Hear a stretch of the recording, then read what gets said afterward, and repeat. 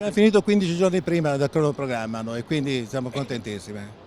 Nonostante un anticipo di 15 giorni sul cronoprogramma per la demolizione, non ci si è fermati neppure il giorno di Ferragosto nel cantiere per la costruzione del nuovo viadotto di Genova.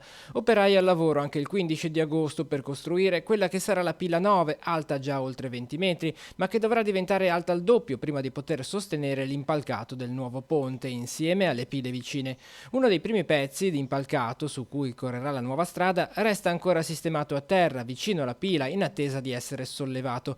L'obiettivo è di aprire il viadotto a primavera del 2020, hanno ribadito le istituzioni. Nel frattempo la società che si è occupata in quest'anno della demolizione, la Omini, che già aveva lavorato sulla Costa Concordia, ha fatto un primo bilancio di questa delicata attività, conclusasi di fatto con l'implosione delle pile 10 e 11 attraverso le cariche esplosive, ma iniziata subito con la messa in sicurezza di tutta la struttura. La prima volta la messa in sicurezza, perché non sapevamo come reagiva il ponte. Quando abbiamo fatto la messa in sicurezza, che abbiamo avuto la certezza di poter operare, il primo impalcato ci ha dato diversi problemi, perché non sapevamo come reagiva con gli stregge, con i pesi, con tutto.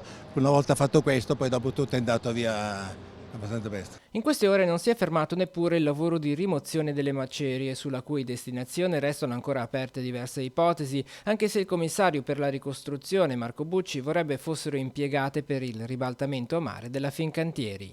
E su questo sapete che abbiamo un piano preciso, io vorrei fare un piano addirittura migliore di quello che abbiamo ora, cioè utilizzare le macerie nei Fincantieri per il ribaltamento a mare. Non è stato ancora approvato, siamo ancora in fase di negoziazione per questo, però abbiamo già un piano che prevede l'utilizzazione di tutte le macerie in piazzuole autostradali o altri punti anche della Val Polcevera, quindi da questo punto di vista siamo completamente protetti.